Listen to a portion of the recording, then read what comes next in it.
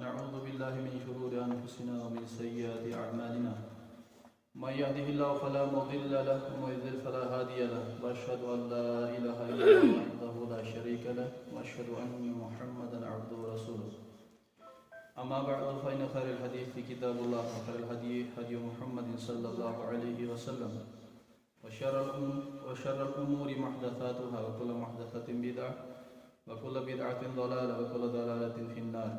قال الله تبارك وتعالى في محكم التنزيل: أعوذ بالله من الشيطان الرجيم بسم الله الرحمن الرحيم. يا أيها الذين آمنوا اتقوا الله حق تقاته ولا تموتن إلا وأنتم مسلمون. يا أيها الناس اتقوا ربكم الذي خلقكم من نفس واحدة وخلق منها زوجها وبث منهما رجالا كثيرا ونساء واتقوا الله الذي تساءلون به والأرحام إن الله كان عليكم رقيبا. يا أيها الذين آمنوا اتقوا الله وقولوا قولا سديدا يصلح لكم أعمالكم ويغفر لكم ذنوبكم ومن يطع الله ورسوله فقد فاز فوزا عظيما. وقال تعالى: ومن أحسن قولا ممن دعا إلى الله وقال إنني من المسلمين. اللهم صل على محمد وعلى آل محمد كما صليت على إبراهيم وعلى آل إبراهيم إنك حميد مجيد. اللهم بارك على محمد وعلى آل محمد كما باركت على إبراهيم وعلى آل إبراهيم إنك حميد مجيد. اللهم نور قلوبنا بنور القرآن وزين أخلاقنا بزينة القرآن ونجنا من النار بالقرآن وأدخلنا الجنة بالقرآن. ربنا تقبل منا إنك أنت السميع العليم وتب علينا إنك أنت التواب الرحيم. ربنا ظلمنا أنفسنا وإن لم تغفر لنا وترحمنا لنكونن من الخاسرين. ربنا آتنا في الدنيا حسنة وفي الآخرة حسنة وقنا عذاب النار. سبحانك لا علم لنا إلا ما علمتنا إنك أنت العليم الحكيم. آمين يا رب العالمين. تمام قسم کی تعریفات حمد و ثنا بزرگی بڑائی یکتائی تنہائی اللہ وحدہ لا شریک کے لیے ہے، جس رب کریم نے ہمیں اشرف المخلوق کا شرف بخشا، دنیا میں تمام انسانی پر فوقیت عطا فرمائی، اور سب سے عظیم جو احسان رب کریم نے کیا وہ دین اسلام جیسی نعمت سے ہم لوگوں کو سرفراز فرمایا، اور اس دین اسلام کے پہنچانے کے سلسلے میں اللہ رب العالمین نے متعدد انبیاء کرام کو مبعوث فرمایا، جن کا سلسلہ حضرت آدم علیہ السلام جو ہم سب انسانیت کے جد و امجد ہے، ان سے اس کی ابتدا کی، اور انتہا محمد رسول اللہ صلی اللہ علیہ وسلم کی ذات مبارکہ مطہرہ پر ہوئی۔ لا انتہا درود و سلام کی بارش والا کے نبی حضرت محمد رسول اللہ صلی اللہ علیہ وسلم کی ذات مقدسہ مبارکہ پر، جنہیں اللہ رب العالمین نے رحمت للکائنات بنا کر بھیجا۔ معزز سامعین کرام، آج کے جمعہ کے خطبے میں آپ کے سامنے جو موضوع بیان کرنا چاہتا ہوں انتہائی حساس موضوع ہے، انتہائی غور و فکر کرنے کی ضرورت ہے۔ اس موضوع کے تعلق سے موضوع ہے معاشرے کا بہترین فرد بنے، معاشرے کے اندر بہترین انسان بنے، کیونکہ معاشرے کے اندر آج ہم دیکھتے ہیں اچھے انسان بہت ہی کم آج معاشرے میں پائے جاتے ہیں کہ جن سے خیر کی امید رکھی جائے۔ دین اسلام نے ایسے وہ تمام اعمال ذکر فرما دیے ہیں کہ جن اعمال کے ذریعے سے ایک انسان معاشرے کے اندر ایک اچھا اور بہترین فرد بن سکتا ہے۔ انشاءاللہ العزیز آج کے اس خطبے میں میں آپ کے سامنے چند اعمال کا ذکر کروں گا، کیونکہ بہت سارے ایسے اعمال ہیں کہ جن کے کرنے کی وجہ سے ایک انسان مسلم معاشرے کے اندر ایک اچھا انسان بن سکتا ہے، اور اس سلسلے میں آپ کے سامنے جتنے بھی وہ خصوصیات ہیں اس تعلق سے ان کو میں ذکر کرنا چاہوں گا، لیکن اللہ رب العالمین سے دعا گو ہوں کہ اللہ رب العالمین مجھے حق بات کہنے، آپ کو سننے اور اس پر ہم سب کو عمل کی توفیق عطا فرمائیں۔ آمین یا رب العالمین۔ معاشرے کے اندر بہترین فرد بننے کے لیے سب سے جو پہلا عمل ہے وہ عمل یہ ہے کہ ہر انسان دین اسلام میں داخل ہوتے ہوئے اپنی ذمہ داری کو سمجھے، اور وہ عظیم ذمہ داری کیا ہے کہ دین اسلام کی دعوت، اس کی نشر و اشاعت کرنا۔ یہ وہ عمل ہے کہ جس کے ذریعے سے ایک انسان معاشرے کے اندر ایک بہترین فرد بن سکتا ہے۔ اللہ رب العالمین نے قرآن کے متعدد مقامات میں ایک مسلمان کو دین کی دعوت کا حکم دیا، اور بلکہ اس کو واجب اور فرض قرار دیا، اور ایسے انسان کو اللہ رب العالمین نے دنیا کا بہترین اور عظیم فرد مانا۔ خطبے کے آخری حصے میں آپ کے سامنے آیت کریمہ بیان کی گئی جس میں اللہ رب العالمین نے اسی انسان کے تعلق سے جو معاشرے کے اندر بہترین فرد کہلایا جائے گا، اسی تعلق سے، اسی حوالے سے اللہ رب العالمین نے بیان فرمایا وَمَنْ أَحْسَنُ قَوْلًا مِّمَّنْ دَعَا إِلَى اللَّهِ۔ اس انسان سے بہتر کون ہو سکتا ہے؟ کون انسان؟ اللہ رب العالمین نے فرمایا کہ ممن احسن قولا ممن دعا الی اللہ، احسن قولا ممن دعا الی اللہ، کہ جو اللہ رب العالمین کی ذات کی طرف، دین اسلام کی طرف لوگوں کو بلاتا ہے، اس انسان سے بہتر بات کون کر سکتا ہے؟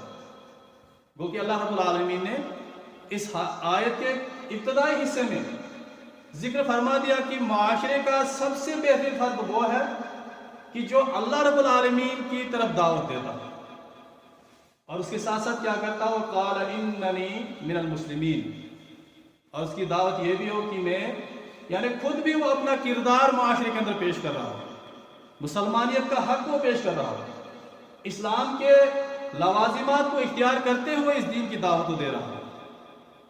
اور دین کے دعوت کے سلسلے میں اگر ہم دیکھیں، دین اسلام کے اندر جب ایک مسلمان داخل ہوتا ہے تو اس کے اوپر، یعنی کلمہ شہادت کے ذریعے سے جب وہ اسلام میں داخلہ لیتا ہے تو دعوت کے حوالے سے 3 چیزیں اس پر لازم ہیں۔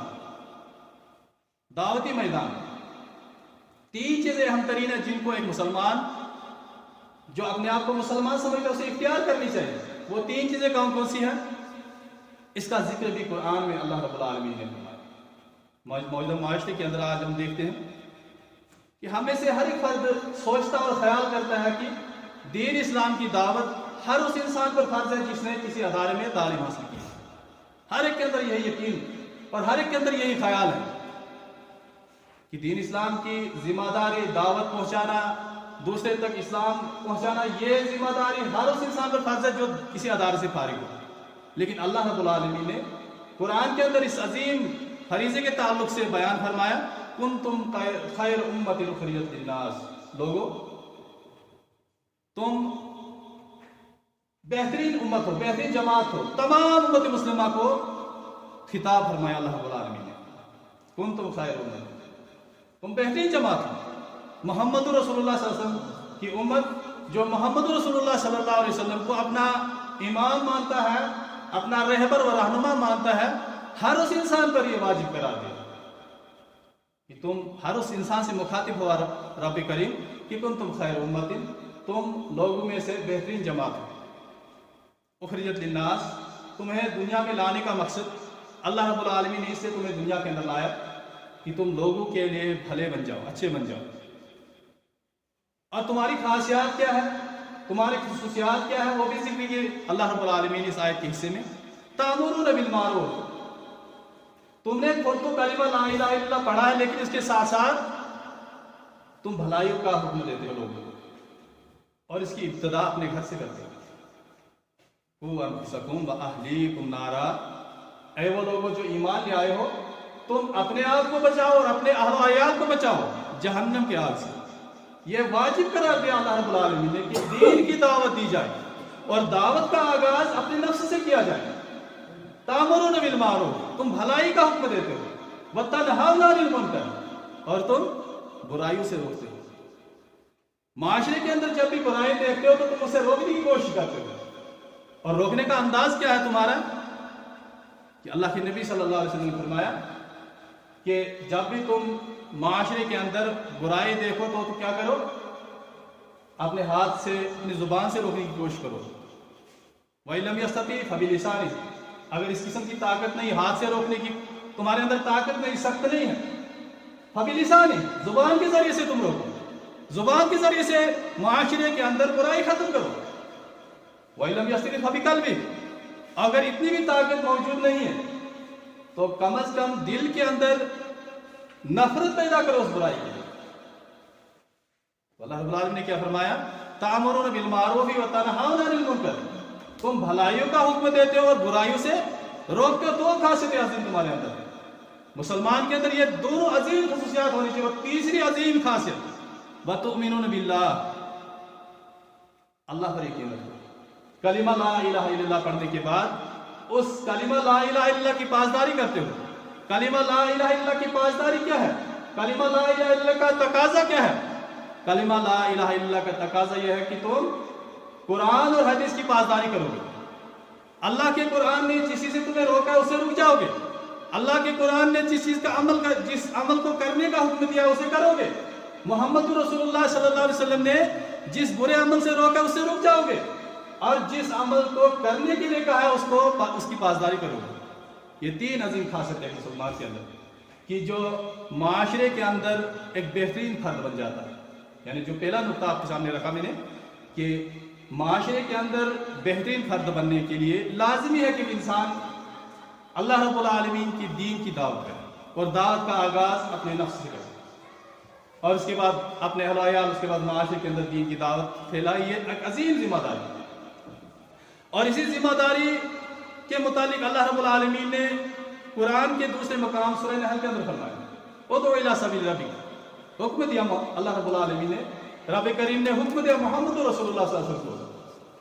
اور جو حکم محمد رسول اللہ صلی اللہ علیہ وسلم کو دیا گیا وہ حکم تمام امت کے لیے ہے. ادعو الی سبیل ربک، بلاؤ اپنے رب کے راستے کی طرف. اللہ رب العالمین کی دین کی دعوت پیش کرو لوگوں کے سامنے، خیر کی باتیں لوگوں کے سامنے پھیلاؤ.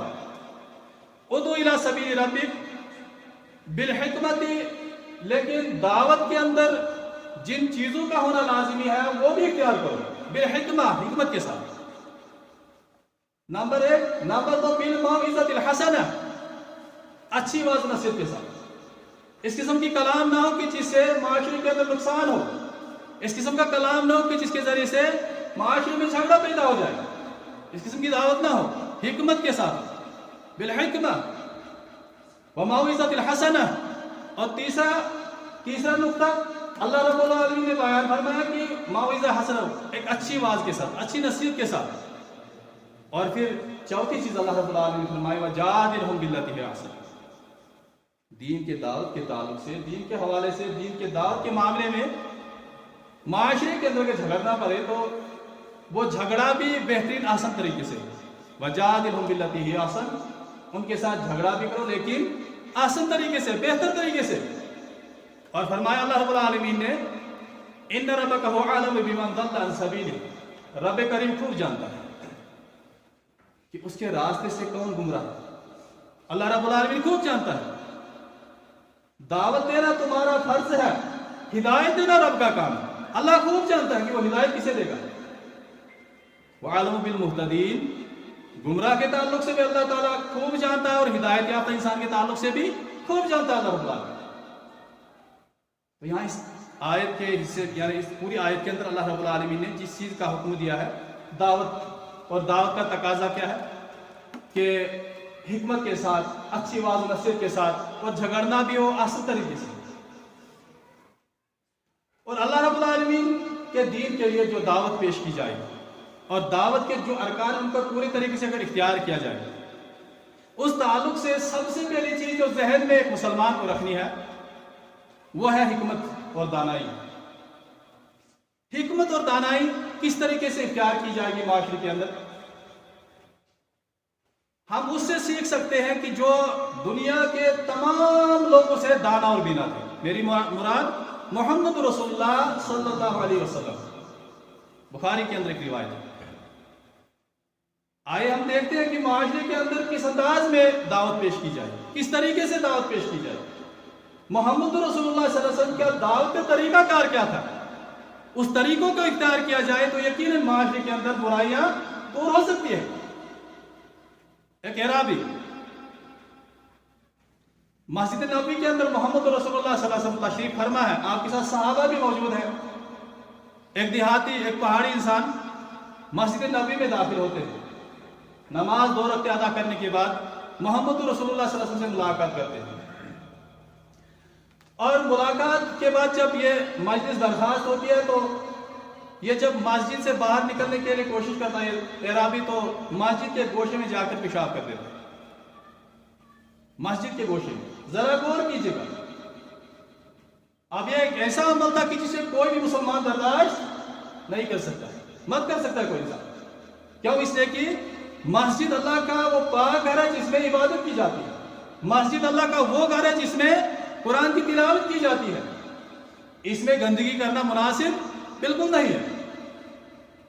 تو صحابہ کرام تیش میں آ گئے، اور ایمان کا بھی تقاضا ہے کہ برائی دیکھ کر انسان کو غصہ آنا چاہیے، برائی کو برا انسان کو سمجھنا چاہیے، ایمان کا تقاضا ہے۔ صحابہ کرام ہڑک گئے، تو محمد رسول اللہ صلی اللہ علیہ وسلم نے جب دیکھا تو کہا کہ اس کو پیشاب کرنے دو مکمل، اس کو چھوڑ دو، بلکہ نصیحت کیوں نہیں کہ تم لوگوں کو آسانی کے لیے پیدا کیا گیا، تم لوگوں کو سختی کے لیے پیدا نہیں کیا گیا۔ پیشاب کر کے فارغ ہو گئی ہے دیہاتی آدمی، محمد رسول اللہ صلی اللہ علیہ وسلم نے اپنے قریب کیا۔ اب ذرا دیکھیں کہ دعوت کس انداز بھی دینی چاہیے معاشرے کے اندر۔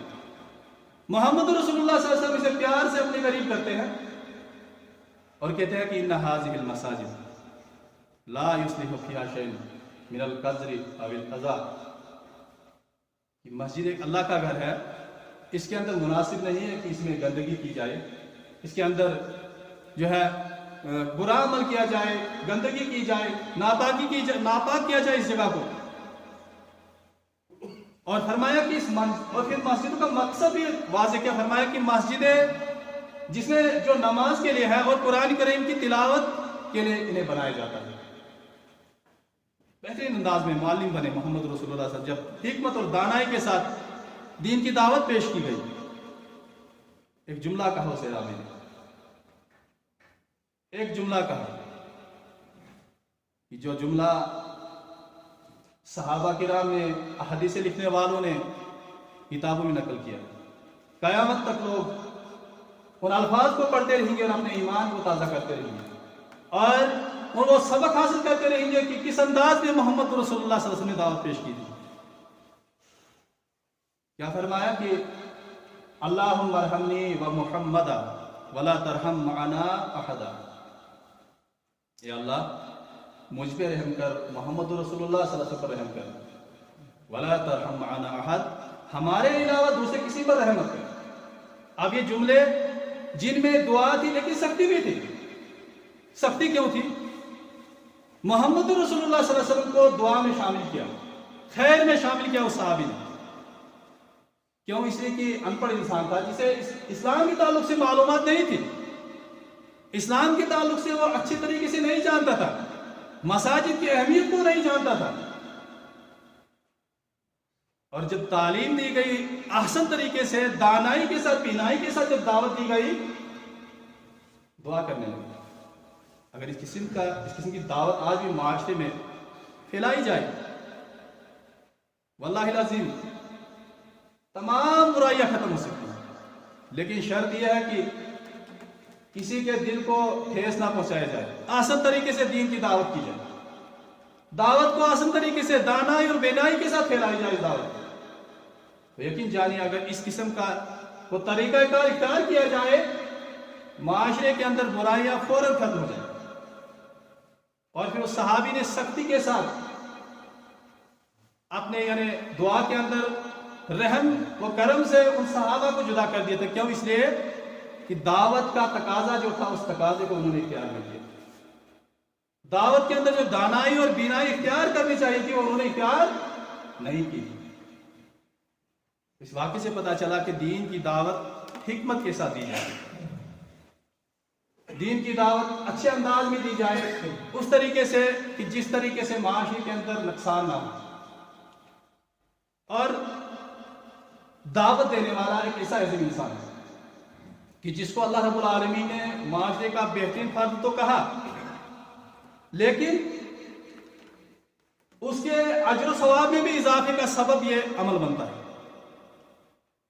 حدیث صحیح مسلم کے اندر ہے، حضرت ابو ہریرہ رضی اللہ عنہ راوی ہے، یہ بیان کرتے ہیں کہ اللہ کے نبی صلی اللہ علیہ وسلم نے فرمایا داعی کے تعلق سے، دین کی دعوت دینے والے کے تعلق سے کیا فرمایا کہ من دعا الی ہدی کان لہ من الاجر مثل اجور، کہ جس بھی انسان نے، جس بھی مسلمان نے کسی ہدایت کے راستے کی طرف بلایا، کسی بھی نیکی کی طرف، چاہے وہ نیکی چھوٹی سی تھی بڑی تھی، کسی بھی نیکی کی طرف ایک انسان نے دعوت دی، اسے یعنی کسی انسان کو بلایا، کان لہ من الاجر مثل اجور، اس کے لیے بھی اجر اتنا ہی ہے جتنا عمل کرنے والے کو اجر ملے گا، دعوت دینے والے کو اتنا ہی اجر ملے گا جتنا اجر جس کو دعوت دی گئی تھی، جو اس عمل کو اختیار کیا ہوا تھا، اس کو جتنا ثواب تھا اتنا ہی ثواب اس انسان کو بھی ملے گا۔ من تبعہ، یعنی جتنے بھی اس جماعت کے تعلق سے اگر ایک انسان کو دعوت دی، وہ دعوت پھیلتی گئی، جتنے بھی لوگ جو ہے اس دعوت کے اندر شامل ہوئے، اس عمل کو انجام دیا، تو اتنا ہی ثواب اس انسان کو ملے گا۔ اور پھر فرمایا لا ينقص ذلك من اجورهم شيئا، اس دعوت دینے والے کے اجر میں بھی یا جس نے دعوت دی تھی اس جماعت کے یعنی جو عمل پیرا ہوئے تھے اس دعوت پر، تو ان کے اجر میں بھی کوئی کمی نہیں آئے گی۔ تو وہ کہ ایک بہت بڑی جماعت جب جو ایک دعوت کے سلسلے میں، دعوت کے میدان میں جب ایک اچھا عمل وہ قبول کرتے ہیں، اس عمل قبول کرنے کی وجہ سے جتنا ثواب اس پہ جماعت کو ہے اتنا ہی ثواب اس انسان کو حاصل ہوگا جس نے اس چیز کی طرف بلایا تھا، جس نے جو دعوت دی تھی۔ اور پھر اسی طرح فرمایا کہ ومن دعا الی ضلالۃ، جس بھی انسان نے کسی برائی کی طرف بلایا۔ نوجوان بزرگ ذرا غور کریں اس حدیث پر کہ جس بھی انسان نے کسی گمراہی کی طرف بلایا، کتنے ایسے نوجوان ہیں جو موبائل فون کے ذریعے سے دوسرے لوگوں کو بھی اس برائی میں ملوث کرتے ہیں، اپنی سٹوری رکھ کے، اپنے وال پہ کوئی ویڈیو اپلوڈ کر کے جس میں میوزک وغیرہ ڈالا ہوا ہوتا ہے، اور پھر اسی میوزک کو لوگ دیکھتے ہیں اور اسی میوزک کو وہ لوگ شیئر بھی کرتے ہیں دوسرے لوگوں کے ساتھ۔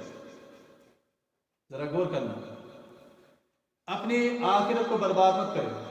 جس کو ہم معمولی عمل سمجھتے ہیں کہ ہم کسی میوزک کو، کسی ڈرامے کو جو ہم اپلوڈ کر دیتے ہیں اور پھر ہم سوچتے ہیں کہ لوگ اس کو دیکھیں گے، ذرا کتنی لائکس، کتنے شیئر جو ہے کیا لوگوں نے اس ویڈیو کو۔ لیکن کبھی ہم نے سوچا کہ جو برائی میں پھیلا رہا ہوں اس کا گناہ یا اس کا بوجھ کتنا میرے اوپر ہے؟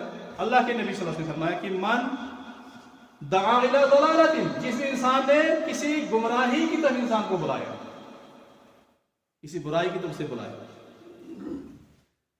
کان علیہ من الاسم مثل آثام من تبعہ، اس کے لیے گناہ اتنا ہی ہے، پھیلانے والے کے لیے اتنا ہی گناہ ہے جتنا اس کے شیئر کرنے والے، اس کو دیکھنے والے ہیں، یعنی جتنا گناہ انہیں اس برائی کو دیکھنے میں ملے گا اتنا ہی مل کر پورا بوجھ اس انسان کو جس نے اس کی ابتدا کی۔ اور پھر فرمایا محمد رسول اللہ صلی اللہ علیہ وسلم لا ينقص من آثامهم شیئا، ان جو ہے وہ دیکھنے والے ہیں، جو آپ کے وال پہ جو برائی، جو میوزک دیکھنے والے ہیں، ان کی برائیوں میں بھی کوئی کمی نہیں آئے گی۔ اس سے انسان کو سوچنا چاہیے، سمجھنا چاہیے کہ جو برائیاں آج شیئر کی جاتی ہے، جو برائیاں آج ہم اپنے معاشرے میں پھیلانے کی کوشش کرتے ہیں، اس کا بوجھ کتنا ہو۔ اور پھر وہ لوگ خوش نصیب ہیں جو ہمیشہ اچھائیوں کو پھیلاتے ہیں۔ یہ ایک اچھی جماعت ہے جن کے درجات بلند ہوتے ہیں۔ اللہ کے نبی صلی اللہ علیہ وسلم کی ایک حدیث ہے ابن ماجہ کے اندر، انس بن مالک رضی اللہ عنہ یہ راوی کہتے ہیں کہ اللہ کے نبی صلی اللہ علیہ وسلم نے فرمایا ان من الناس ناسا، ان من الناس ناسا، لوگوں میں سے کچھ لوگ ایسے ہوتے ہیں، وہ کیا کرتے ہیں، ان کے اعمال کیسے ہوتے ہیں، مفاتیح للخیر، وہ خیر کے لیے چابیاں بن جاتے ہیں۔ مراد کہ وہ خیر کو ہی ہمیشہ پھیلاتے رہتے ہیں، خیر کے پیچھے لگے رہتے ہیں. موبائل فون کا استعمال بھی خیر کے معاملے میں ہی کریں گے، دین کی اچھے باتوں کے لیے اس کا استعمال کریں گے. دنیا میں کوئی کام کریں گے تو اس لیے کریں گے تو کہ وہ اچھا کام ہو، جس سے اللہ راضی ہو. تو یہ ایسے لوگ ہوتے ہیں کہ جو خیر کی چابیاں بن جاتے ہیں، اور ومغالی کا للشر، برائیوں کے لیے وہ تالے بن جاتے ہیں. کہیں بھی برائیوں کو پنپنے نہیں دیتے، کہیں بھی وہ برائی دے اس کو روکنے کی کوشش کرتے ہیں، برائی کے لیے وہ تالے بن جاتے ہیں. اور فرمایا کہ وَإِنَّ مِنَ النَّاسِ نَاسًا، لوگوں میں سے کچھ لوگ ایسے بھی ہوتے ہیں کہ جو مفاتیح للشر مغالق للخیر، جو شر کے لیے چابیاں بن جاتے ہیں، شر کو پھیلانے کے لیے وہ تیار ہو جاتے ہیں، شر کو فوراً پھیلاتے ہیں، برائیوں کو فوراً پھیلانے لگ جاتے ہیں. ومغالق للخیر، اور اچھائیوں کے لیے وہ تالے بن جاتے ہیں، اچھائی ان سے ہوتی ہی نہیں. اور پھر اللہ کے نبی صلی اللہ علیہ وسلم نے ایسے لوگوں کے لیے دعا فرمائی کہ جو اچھے لوگ ہوتے ہیں، جو خیر کے کام کرتے ہیں. اللہ کے نبی صلی اللہ علیہ وسلم نے فرمایا اسی حدیث کے اگلے حصے میں، فَطُوبَى لِمَنْ جَعَلَ اللَّهُ مَفَاتِحَ الْخَيْرِ عَلَى يَدَيْهِ. خوشخبری ویسے ہے.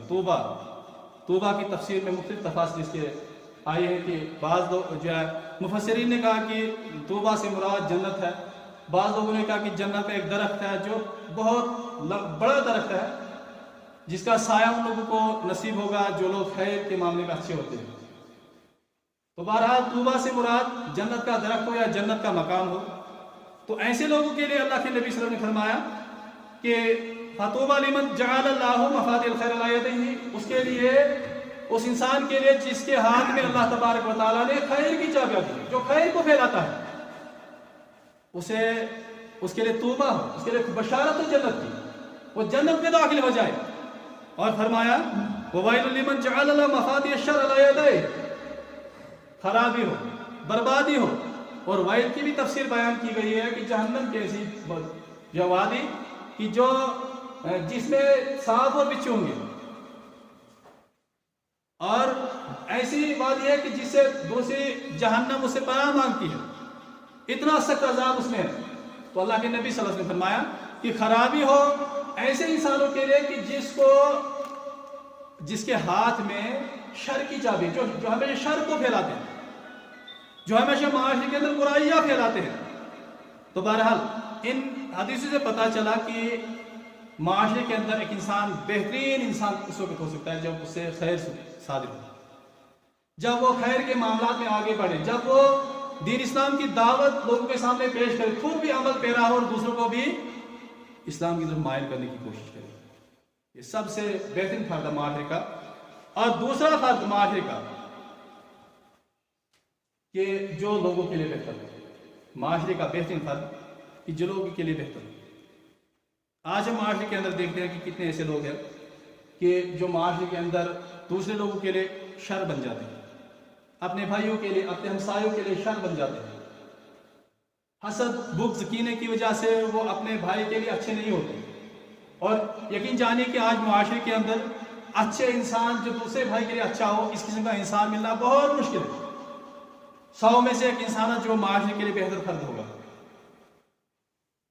تو معاشرے کے لیے، انسانیت کے لیے بہترین فرد بننے کے لیے یہ ہے کہ ایک انسان معاشرے کے اندر اچھائیاں پھیلائے، اچھائیاں کرے بھائیوں کے ساتھ، ہمسایوں کے ساتھ. اللہ کے نبی صلی اللہ علیہ وسلم فرمایا خیر الناس من ينفع الناس، لوگوں میں سے سب سے بہتر، لوگوں میں سے سب سے اچھا انسان وہ انسان ہے کہ جو لوگوں کو نفع پہنچائے، جو لوگوں کے لیے بھلا بن جائے.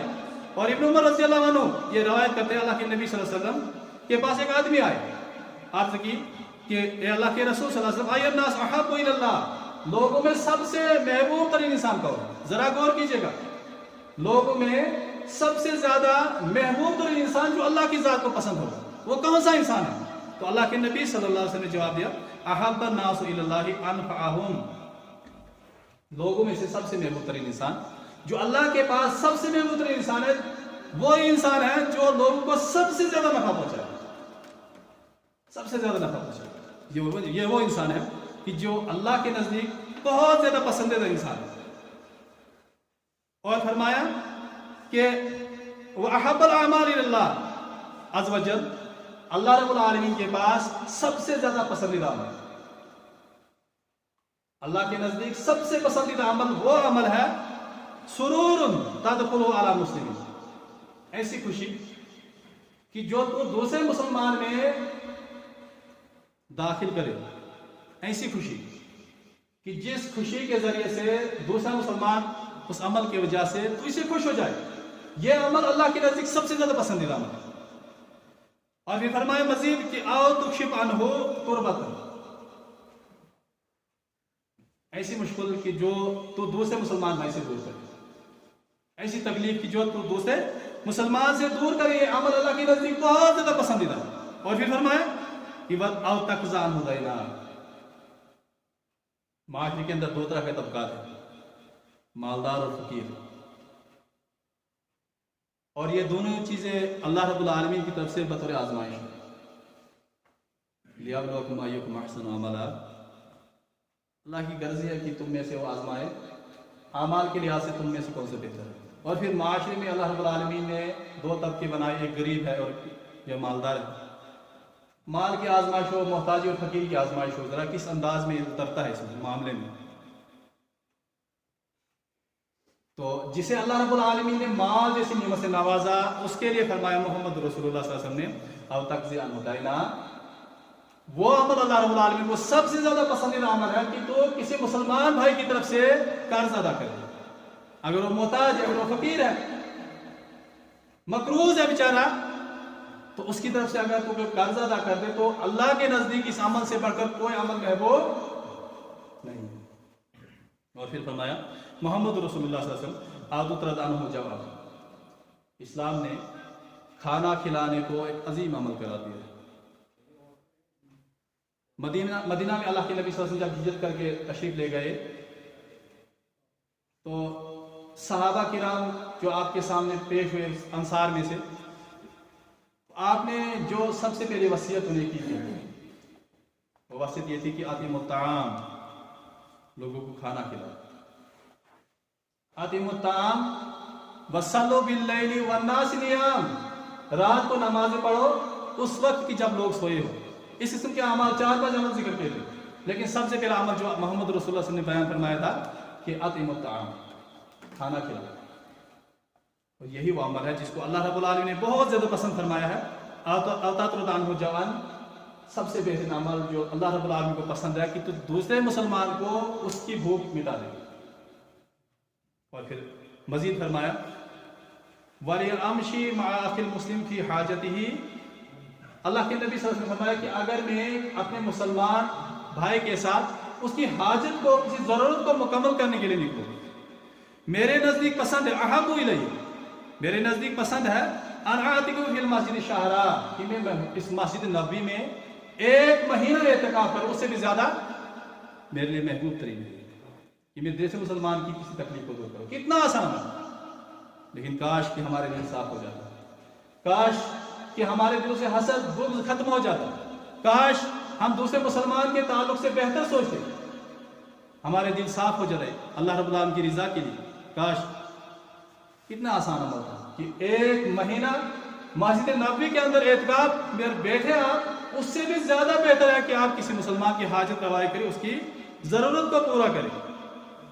اس تعلق سے میں ایک واقعہ رکھوں گا، انشاءاللہ میں خطبہ ختم کروں گا اس کے بعد۔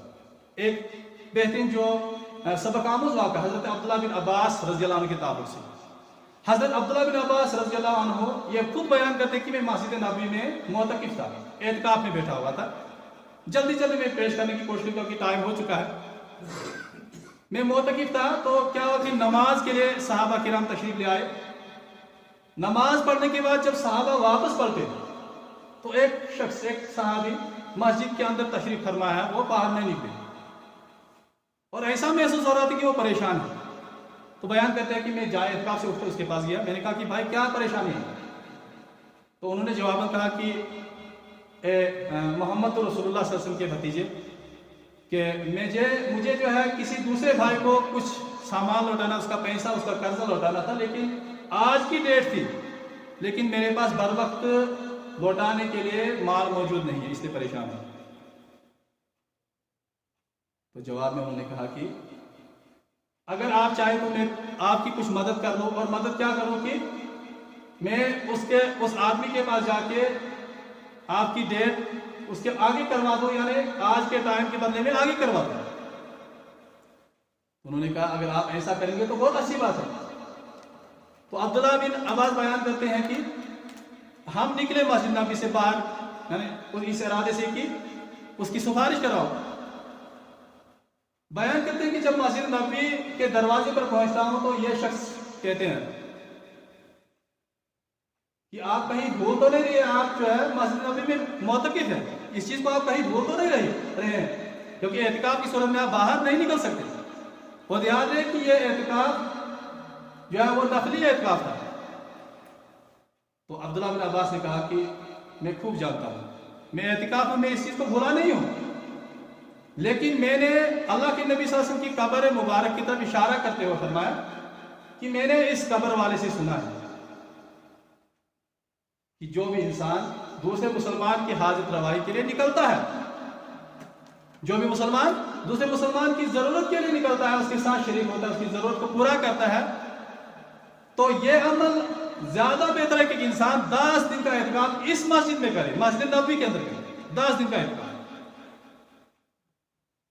اور اعتکاف کے تعلق سے اگر آپ سنیں گے فضائل، اعتکاف کی کتنی فضیلت ہے، اللہ کے نبی صلی اللہ علیہ وسلم نے فرمایا کہ جس بھی انسان نے ایک دن کا ایک اعتکاف کیا، یعنی رات اور دن میں ایک اعتکاف مانا جائے گا، اللہ کے نبی صلی اللہ علیہ وسلم نے فرمایا جس نے ایک اعتکاف کیا تو اس اعتکاف کے بدلے میں اس انسان اور جہنم کے درمیان ایک خندق 3 خندقوں کی دوری کی جاتی ہے، 3 خندقیں، اور 3 خندقوں کی وضاحت محمد رسول اللہ صلی اللہ علیہ وسلم نے بیان فرمائی کہ 3 خندقوں میں سے ایک خندق اتنی دور ہے مسافت اس کی جیسے زمین اور آسمان کے درمیان فاصلہ، یا پھر مشرق اور مغرب کے درمیان فاصلہ، اتنی دوری ہے۔ تو اللہ رب العالمین یعنی جو شخص اللہ کی رضا کی خاطر ایک اعتکاف کرتا ہے تو اس کے بدلے میں اللہ رب العالمین اس کی جہنم سے دوری 3 خندقیں کرتا ہے۔ تو ایسا شخص جو دوسرے مسلمان کی حاجت کو پورا کرتا ہے، ذرا غور کیجئے گا، ایسا انسان جو دوسرے مسلمان کی ضرورت کو پورا کرتا ہے، اس کی مشکلات کو دور کرتا ہے، یہ اللہ رب العالمین کے نزدیک 10 اعتکاف، یا اللہ کے نبی صلی اللہ علیہ وسلم نے دوسری حدیث جو ابھی آپ کے سامنے میں نے سنائی کہ 1 مہینے سے بھی زیادہ بہتر ہے۔ تو کتنا عظیم ہونا ہے کہ انسان دوسرے انسان کے ساتھ بھلائی کرے، اچھائی کرے۔ تو یہ دوسرا عمل آپ نے سنا کہ معاشرے کے اندر دوسرے مسلمان کی حاجت روائی کرنا، یہ ایسا عمل ہے کہ جس کے ذریعے سے آپ معاشرے کے بہترین فرد بن سکتے ہیں۔ تو بہرحال اس کے علاوہ کئی ایسے اعمال ہیں کہ جن کو میں ذکر کرنا چاہتا تھا لیکن ٹائم اجازت نہیں دے رہا ہے۔ اللہ رب العالمین سے ہم دعا کرتے ہیں اللہ رب العالمین ہمیں نیک عمل کرنے کی توفیق عطا فرمائے، اللہ رب العالمین ہمیں معاشرے کا بہترین فرد بنائے، رب ہمیں تو معاشرے کا بہترین فرد بنا دے، اور وہ اوصاف جو اوصاف حمیدہ ایک مسلمان کے اندر ہونے چاہیے ان اوصاف سے ہمیں متصف فرما دے۔ ربا جو اوصاف حمیدہ صحابہ کرام کے اندر تھے، محمد رسول اللہ صلی اللہ علیہ وسلم نے جن اوصاف کو اختیار کرنے کا حکم دیا، ربا ہمارے اندر بھی اس قسم کے اوصاف عطا فرما دے، نصیب کر دے، ہمیں بھی معاشرے کا بہترین فرد بنا دے۔ ربا اس دور میں معاشرے کے اندر بہترین فرد بہت نایاب ہے، ربا ہمیں بہترین فرد، معاشرے کا بہترین فرد بنا دے۔ ربا ہمیں سے جتنے بھی مسلمان پریشان ہیں ان کی پریشانی دور فرما دے۔ ربا جتنے بھی مسلمان چاہے اس جماعت کے اندر ہے، اس مسجد کے اندر، یا اس علاقے میں ہے، یا دنیا کے کسی بھی خطے میں موجود ہے، جو پریشان حال ہے ان کی پریشانی دور فرما دے۔ ربا ان کی حاجت روائی فرما دے، ربا ان کی مشکلات کو دور فرما دے۔ ربا جتنے بھی مسلمان جو بیمار ہیں انہیں شفاء کاملہ عاجلہ عطا فرما، چاہے اس اللہ کے اس گھر میں ہے، یا مسجد یا اس علاقے کے اندر، یا دنیا کے کسی بھی خطے میں موحد ہے، مسلمان ہے، ربا ان کی جو ہے انہیں شفاء کاملہ عاجلہ عطا فرما دے، یا پھر ہسپتالوں کے اندر، سڑکوں میں، ربا انہیں شفاء کاملہ عاجلہ عطا فرما۔ ربا اس جو ہے اس بسٹ کی دھرتی میں جو بھی لوگ جو بیمار ہیں، ربا انہیں شفاء کاملہ عاجلہ عطا فرما۔ بہت سارے لوگ جو بیمار ہوں گے ہم رب سے دعا کرتے ہیں، ربا انہیں شفاء کاملہ عاجلہ عطا فرما دے۔ ربا ہمیں سے جتنی بھی مسلمان جو اس دنیا سے چل بسے، جو آخرت کے سفر کی طرف نکل چکے ہیں، ربا ان کی قبروں کو پرنور کر دے، ان کے قبروں کو جنت کے باغوں میں سے ایک عظیم باغ بنا دے۔ ربا ہمیں سے جتنے بھی ہمارے اقربا ہیں، احبا ہیں جو اس دنیا سے نکل چکے ہیں، ربا ان کی آخرت کو اچھا اور بہتر بنا دے، ان کی سیئات کو حسنات میں تبدیل کر دے، ان کی حسنات میں اضافہ فرما دے، اور ان کی قبروں کو جنت کے باغوں سے ایک عظیم باغ بنا دے۔ ربا جب ہمیں زندہ رکھ، اسلام پر زندہ رکھ، اور جب ہمارا خاتمہ ہو ایمان اسلام پر ہمارا خاتمہ ہو، اقول قولی ھذا واستغفر لي ولکم ولسائر عباد الله الصالحین ونشهد ان لا اله الا الله ونشهد ان محمدا عبده ورسوله.